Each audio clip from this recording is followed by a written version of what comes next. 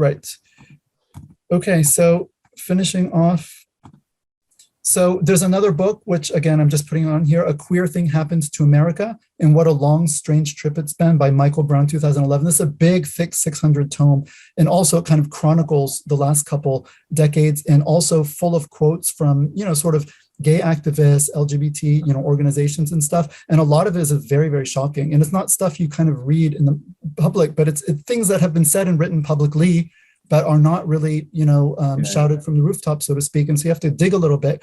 But when you see some of the things that are admitted by people when they're kind of speaking kind of off the record, or even by Madsen and Kirk on the record, like they wrote this book, it really kind of makes you do a double take. And so it's worth, doing that. And one of the resources that we're going to talk about at the end, you can actually get a very good summary in 2 podcast episodes on these 2 books. So you don't have to actually read good 1,000 pages that they both. I'm not familiar with these 2 works.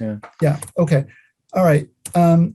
So very quickly, from Truman's, I have a couple quotes from Truman's book. It says, "It is difficult to overestimate the importance of this move to make sexual desire central to human identity. In modern society, everything from the common use of terms such as straight and gay in everyday conversation to the underlying assumptions of international human rights law presupposes that this is the case." That what is the case? That sexual desire is central to human identity, right? That basically our desire is our God. And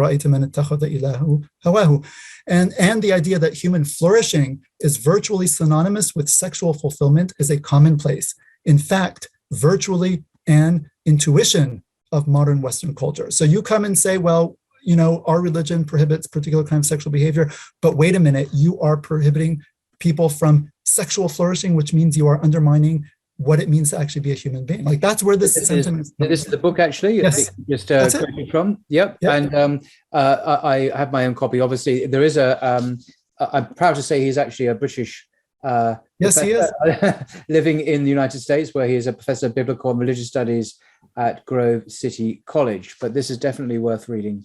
And if you get the audio version, which is what I listen to, both books, he reads it out himself. So you can listen to him read it out in his British accent.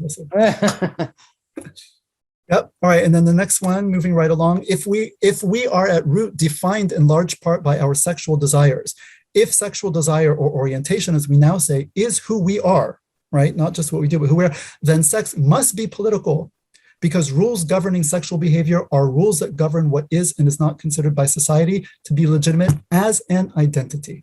So again, this identity question is absolutely central, and we have to understand the importance of it, and also why as Muslims it is such a problematic category. And then finally, the old chestnut of love the sin or hate the sin simply does not work in a world where the sin is the identity of the sinner, and the two cannot be separated even at a conceptual level.